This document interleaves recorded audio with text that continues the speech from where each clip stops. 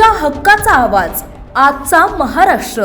राष्ट्रवादी काँग्रेस शरदचंद्र पवार पक्षाचे आमदार रोहित पवार यांनी अजित पवार यांच्या विमान अपघात प्रकरणावर विधिमंडळात चर्चा होत नसल्याबद्दल तीव्र नाराजी व्यक्त करत गंभीर आरोप केले आहेत।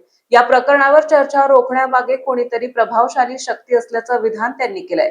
नेमकं काय म्हणाले रोहित पवार पाहूयात। अध्यक्ष महोदयांना भेटून अजितदादांच्या ऍक्सिडेंट बद्दल चर्चा व्हावी अशी विनंती त्यांना त्या ठिकाणी केली।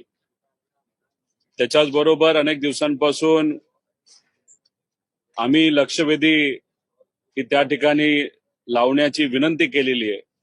प्रस्ताव हा विधिमंडळाकडे त्या ठिकाणी गेलेला आहे, पण अजून तो काही मान्य झालेला नाही। पण आज दुपारी 12 वाजता स्थगन आमचं येणार आहे अजितदादांच्या ऍक्सिडेंट आणि घातपातीबद्दल। आता अध्यक्ष महोदय या स्थगनवर चर्चा होऊन देतात का हे आपल्याला त्या ठिकाणी बघावं लागणार आहे। त्यामुळे 12 वाजता आज जेव्हा स्थगन येईल तेव्हा नेहमीप्रमाणे चर्चा होऊन न देता पुढच्या कामकाजापर्यंत ते जातात का अजितदादांचा मुद्दा हा महत्वाचा असल्यामुळे आणि आज तो त्या ठिकाणी चर्चा करून देतात का नाही हे आपल्याला बघावं लागेल। जर पूर्ण अधिवेशनामध्ये दादांच्या ऍक्सिडेंट बद्दल चर्चा हे सरकार करूनच देणार नसेल तर मग कुठेतरी लोकांच्या मनामध्ये शंका जी आहे की 100% कोणतरी पॉवरफुल व्यक्ती, काही मोठी संघटना असू द्या नाही तर काहीतरी मोठी ताकद आहे जी कुठेतरी अजितदादांच्या ऍक्सिडेंट मागे आहे आणि मग कुठेही चर्चा होऊ नये याची दक्षता सत्ताधारी त्या ठिकाणी मुद्दामून करत आहे असं आपल्याला म्हणावं लागेल। आता दुपारी 12 वाजता काय होतंय हे त्या ठिकाणी बघू। त्याच्याच बरोबर अल्पकालीन चर्चेसाठी सुद्धा आम्ही प्रस्ताव हा दिलेला आहे, त्या चर्चेबद्दल सुद्धा काय होतं हे तिथं आपल्याला बघावं लागेल।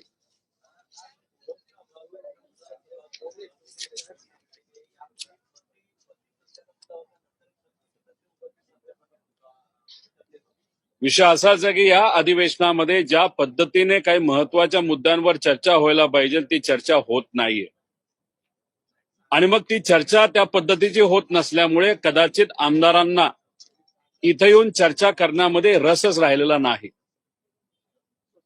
आपलं हे जे सेशन जिथं होतं विधिमंडळ जे आहे ते सर्वात मोठं या ठिकाणी न्याय देणारं एक विधिमंडळ आहे जिथं रूल्स अँड रेग्युलेशन हे बनवले जातात।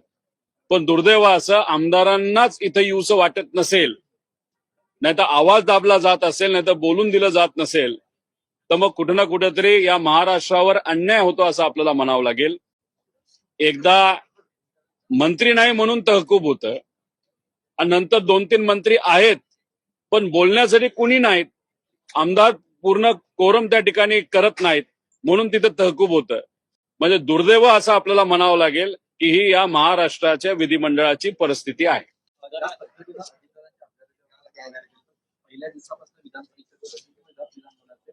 आता त्यांना मागणी केली जाते की या अपघाताच्या बाबतीत चर्चा झाली पाहिजे। विधान परिषदेत सुद्धा चालढकल केली जाते, याचा अर्थ काय काढायचा? याचा अर्थ एकच आहे की VSR ला वाचवण्याचा प्रयत्न काही सत्ताधाऱ्यांकडनं तिथं केला जातोय।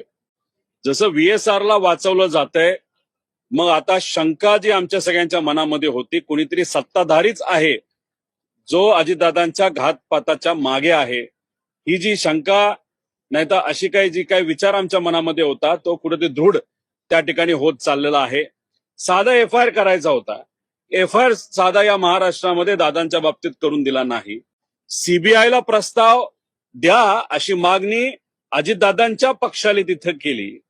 दुर्दैव असं तो पक्ष सत्तेत असून सुद्धा स्मरणपत्र द्यावं लागलं की CBIच्या चौकशीबद्दल काय झालं।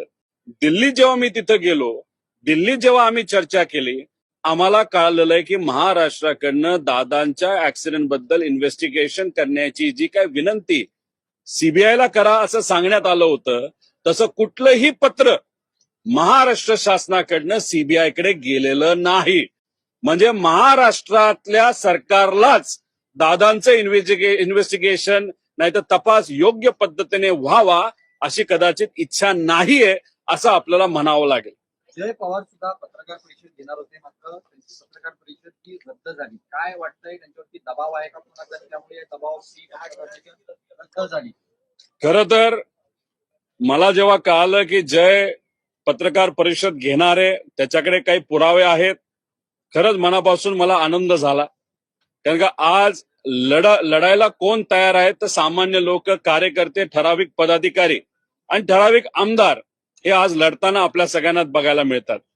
त्यात जय सुद्धा जेव्हा मध्ये आधी ट्विट करतो, त्याचा फायदा 100% या इन्व्हेस्टिगेशनसाठी नाहीतर या तपासासाठी तिथं होत असतो. आणि मग जय जेव्हा पत्रकार परिषद घेणार हे मला कळालं, मला नक्कीच त्याचा आनंद त्या ठिकाणी झाला होता.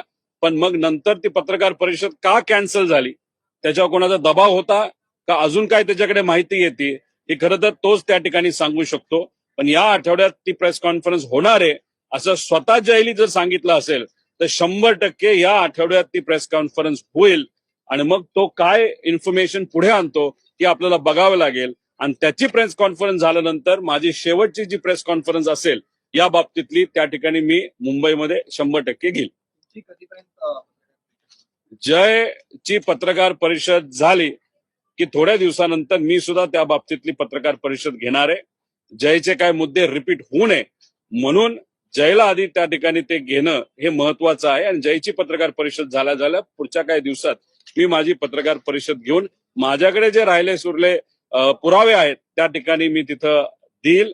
आणि त्याच्यानंतर आम्ही काय भूमिका घेणार आहोत, कशा पद्धतीने हा दादांसाठीचा लढा आम्ही पुढे घेऊन जाणार आहोत, हे तेव्हा त्या ठिकाणी मी आपल्या सर्वांसमोर सांगेल.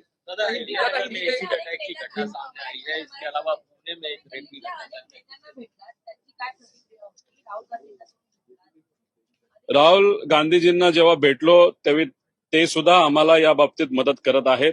पुढच्या काही दिवसामध्ये या बाबतीतलं स्पष्टपणे मी तुम्हाला सांगेलच. पण त्यांचं जे कार्यालय आहे सातत्याने माझ्या संपर्कात आहे आणि मग नक्कीच येत्या काळामध्ये त्यांच्याकडनं आम्हाला सहकार्य होईल असं तिथं आम्हाला वाटतं. त्याच्याच बरोबर आपण तेजस्वी यादव साहेबांचा जो पक्ष आहे त्याचे जे खासदार आहेत जहा साहेब, त्यांनी तिथं मुद्दा मांडलेला आपण सर्वांनी तिथं बघितला, ज्याला उत्तर जे राममोहन नायडू आहेत थातूर मातूर त्या ठिकाणी दिलेलं आहे. अतिशय म्हणजे काहीच उत्तर दिलं नाही असं आपल्याला तिथं म्हणावं लागेल. शेवटी VSR बरोबर त्यांचे आर्थिक आणि व्यक्तिगत संबंध असल्यामुळे ते सुद्धा मंत्री असताना सुद्धा या नेत्याला बाजूला सारून VSR ला वाचवण्याचा प्रयत्न करत आहे, हे आपल्याला काल परवा सिद्ध झालं. त्याच्याचबरोबर सावंत साहेब जे आहेत, उद्धव ठाकरे साहेबांची शिवसेना, त्याच्याचबरोबर राऊत साहेब आहेत, यांनी सुद्धा तिथं बोलण्याचा प्रयत्न केला, त्यांना तिथं बोलून दिलं नाही. आमच्या पक्षातल्या सुद्धा आमदारांनी तिथं 0 आवरची चर्चा लावण्याचा प्रयत्न तिथं केलेला आहे. होम डिपार्टमेंटच्या अंतर्गत त्यांना काही मुद्दे मांडायचे पण तो विषय कुठेच चर्चेत येत नाही, हे आपलं दुर्दैव त्या ठिकाणी म्हणावं लागेल. पण खासदार आपापल्या लेवलला त्या ठिकाणी बोलत आहेत आणि आमदार म्हणून आम्ही सुद्धा इच्छा व्यक्त करतोय की अधिवेशनात सेशनमध्ये बोलता यावं. पण अपर हाऊस आणि लोअर हाऊस या दोन्हीकडे आम्हाला तिथं बोलून दिलं जात नाही, हे दुर्दैवी आहे. म्हणजे दादा हे सत्तेत होते, दादा एक मोठे नेते होते, उपमुख्यमंत्री होते आणि त्यांचा ऍक्सिडेंट होऊन त्यात त्यांचा दुर्दैवी मृत्यू झाला. आणि त्या बाबतीतलीच चर्चा जर सेशनमध्ये होत नसेल तर मग आपल्याला एकच समजावं लागेल, कोणतरी पॉवरफुल व्यक्ती हा सत्ताधारी आहे आणि सत्ताधारी असल्यामुळे त्याला या बाबतीतली चर्चा नको. नाहीतर उद्या जाऊन अधिवेशनामध्येच जर खऱ्या गोष्टी बाहेर आल्या तर मग काही मोठ्या नेत्यांना अडचण होऊ शकते. असं कुठेतरी आता आम्हाला